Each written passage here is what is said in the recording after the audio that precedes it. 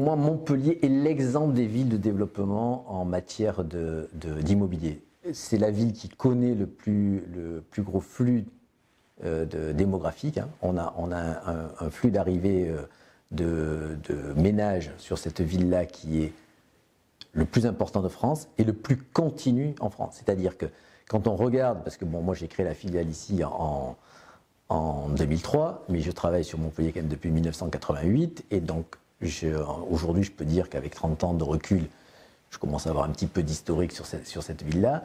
C'est un flux qui est continu sur les 30 ans.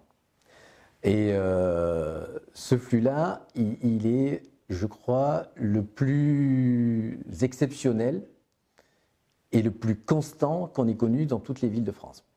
Ce qui fait que Georges Frêche l'avait bien compris, puisque, j'allais dire, en termes de marketing territorial, il avait créé Montpellier-la Surdouée, il avait entretenu cette politique-là et fait que nous étions sur une croissance d'investisseurs extérieurs qui investissaient dans cette ville et donc venaient apporter une valeur supplémentaire à cette ville, puisqu'ensuite ils se l'appropriaient. Il faut savoir qu'en fait, les gens extérieurs à qui on vend des logements, mais ils s'approprient cette ville, hein, et puis souvent viennent aussi y habiter un peu plus tard. Donc ces investisseurs extérieurs, il ne faut pas les négliger, ils sont une grande partie aussi de la richesse de Montpellier, et ils ont aussi quand même apporté un capital humain non négligeable. Quand on regarde aussi la French Tech, la réussite de la French Tech, c'est quand même des étudiants extérieurs aussi souvent qui sont venus à Montpellier apporter à la richesse existante une valeur ajoutée supplémentaire. Et donc ça a créé cette sorte de spirale positive qui aujourd'hui est toujours entretenue, et je crois que les élus successifs qu'on a, et le maire actuel de Montpellier le fait bien,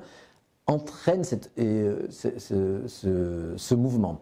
Et je reviens sur le dossier de l'EAI, c'est la cité créative, et que mène Chantal Marion et Philippe Sorel à cet endroit-là. Je crois que c'est très important d'entretenir ce mouvement qui fait que, vous savez, souvent les gens raisonnent en stock, alors qu'en fait il faut raisonner en flux. Et dès qu'on sait qu'on a ce flux qui est permanent d'apports démographiques supplémentaires, d'entreprises supplémentaires qui se créent, Montpellier est la ville où se crée le plus d'entreprises en France, en rapport à la population bien évidemment. Hein.